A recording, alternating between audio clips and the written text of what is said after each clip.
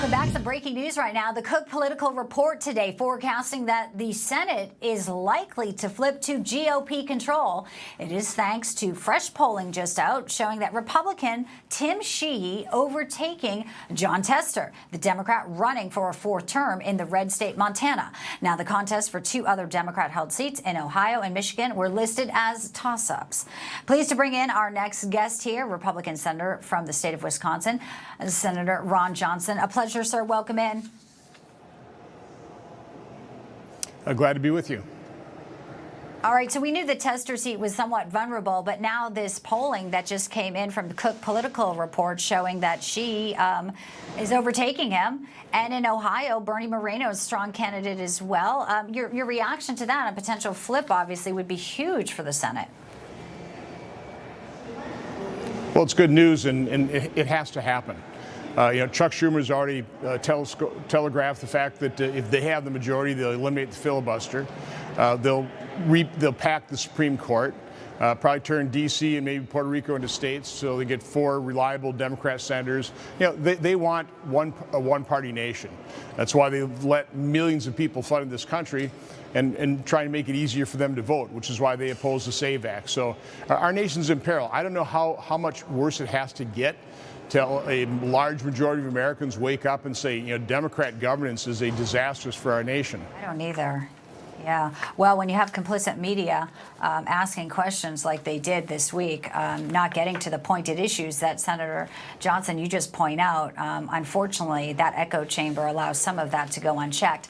Now, you were just in this briefing that our Kilmeny Dukart was telling us about, the acting Secret Service director, this task force that has been established. People want to know details. You're pressing from them. There's this meeting in the SCIF. Tell us, sort of walk through what you're expecting to hear today, and anything of note that you just heard during this briefing that has changed anything about what we know from Butler, Pennsylvania.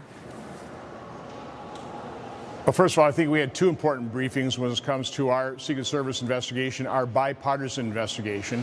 First was with that group of the four offices, Chairman Peters and Blumenthal and Ranking Member Paul and myself.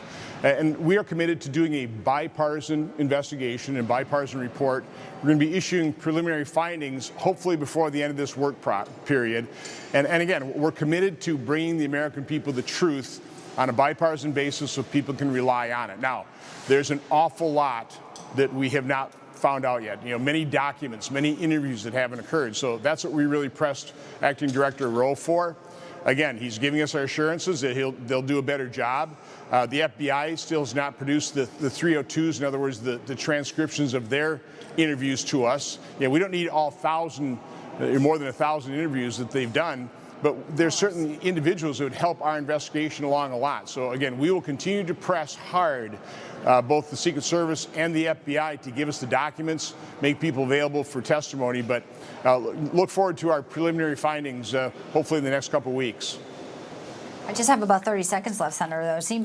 It feels like there is stonewalling, and if you have to resort to it, I mean, you also have power of subpoena.